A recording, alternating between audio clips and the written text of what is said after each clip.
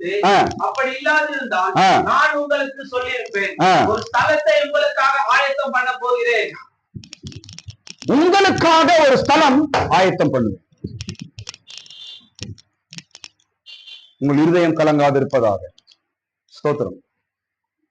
இந்த 3 வார்த்தையும் நமக்கு தீர்க்கதரிசன வார்த்தையா மாறட்டும் இயேசுவின் நாமத்தினால்.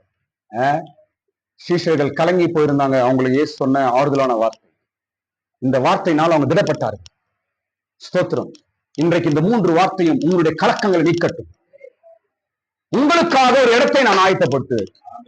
ஸ்தோத்திரம். நான் என்ன சொல்றேன்னா உங்களுக்கு ஒரு நல்ல இடத்தை ஆண்டவர் சீக்கிரம் ஆயத்தப்படுத்தி உங்க குடும்பத்திற்கு, உங்களுடைய பிள்ளைகளுக்கு, உங்க வாழ்க்கைக்கு ஒரு நல்ல இடத்தை தேவன் உங்களுக்கு ஆயத்தப்படுத்த போகிறார்.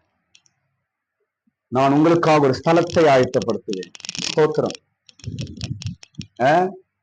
பிள்ளைகளுடைய எதிர்காலம், காரியங்கள், வீடு விஷயங்கள், வேலை, இதெல்லாம் குறித்து கலங்கி இருக்கிறீங்களா? இயேசு இன்றைக்கு ஒரு தீர்க்கதரிசன வார்த்தை, ஒரு ஆறுதலின் வார்த்தை கொடுக்கிறார். உனக்காக ஒரு ஸ்தலம் நான் ஆயத்தப்படுத்துவேன். உனக்காக ஒரு ஸ்தலம், உனக்காக ஒரு பொசிஷன், உனக்காக ஒரு வாழ்க்கை, உனக்காக ஒரு இடம், உனக்காக என்ன சொல்றது, உனக்காக ஒரு வேலை, உன் பிள்ளைக்காக ஒரு வேலை, உன் பிள்ளைங்களுக்கு ஒரு வாழ்க்கை நான் ஆயத்தப்படுத்த போகிறேன். கரங்களை தட்டு. இது தேவனுடைய வார்த்தையால் தீர்க்கதரிசனமாய் மாறட்டும். அந்த சீஷர்கள் கலங்கி இருந்தார்கள். உங்கள் இருதயம் கலங்காது இருப்பதாக என்று சொல்லி அவர்களுக்கு ஆறுதலான வார்த்தையை சொல்றார். நான் உங்களுக்காக ஒரு ஸ்தலத்தை,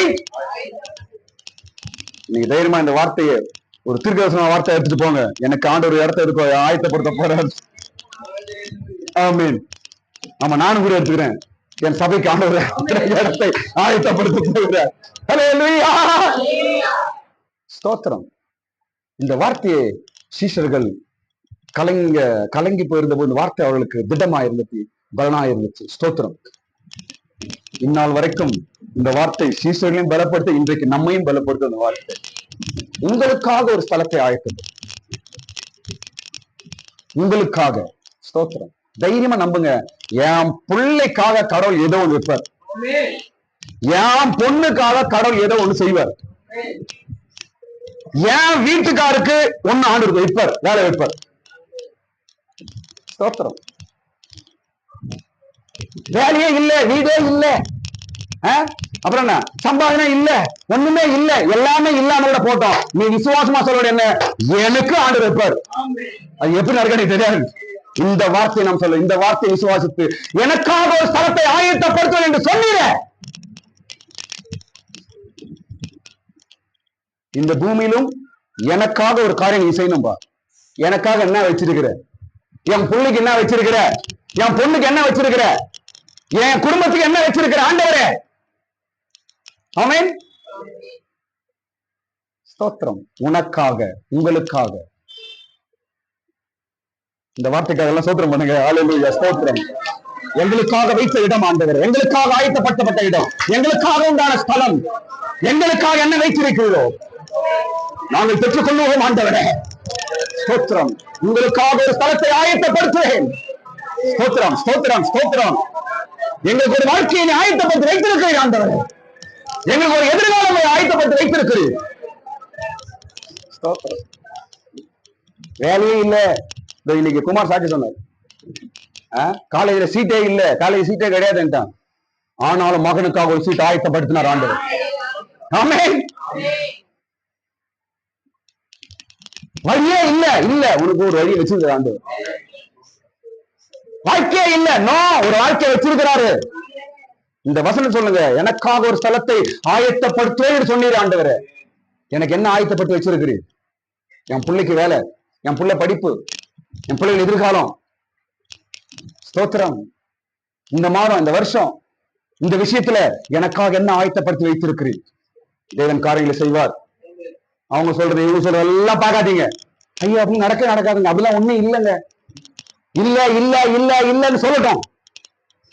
இந்த வசனத்தை நீ சொல்லு, எனக்காக ஒண்ணு கடவுள் வச்சிருப்பார். சூப்பர்ல. என் பிள்ளைக்காக கடவுள் வச்சிருப்பார். அதான் ஆண்டவர் எங்களுக்கு தருவார். ஆமென். ஹல்லேலூயா. ரெண்டாவது இன்னொரு வார்த்தை என்ன சொல்றார்? ரெண்டாவது ஒரு வார்த்தை சீஷர்களுக்கு ஆறுதலான வார்த்தையை சொல்றார்.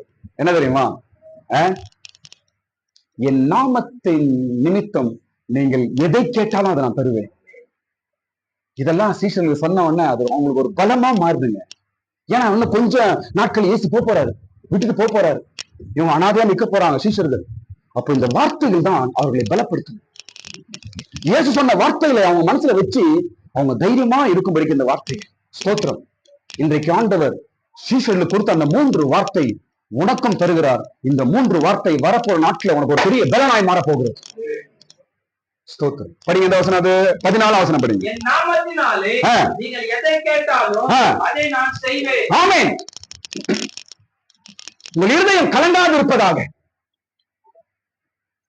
இருதயம் உடைஞ்சு போய் ரொம்ப வேதனைப்படாதீங்க. இருதயத்தை வேதனைப்பட விடாதீங்க.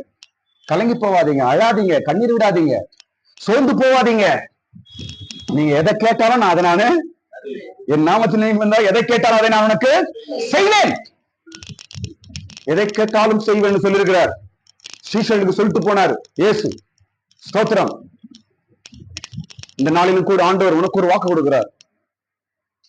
நீ கேளுப்பா, நான் உனக்கு செய்யறேன்ற. நீ கேள், நான் செய்றேன், நான் உனக்கு செய்வேன். ஸ்தோத்திரம். இயேசு செய்வார். கையில மேல சொல்லுங்க, எல்லாரும் சொல்லுங்க, இயேசு செய்வார். இயேசு எனக்கு செய்வார். சுத்தமா சொல்லுங்க. ஹல்லேலூயா. இருதயம் கலங்காதிருப்பதாக நான் உனக்கு செய்வேன். நீ எது கேட்டாலும் நான் செய்வேன். கலங்காத.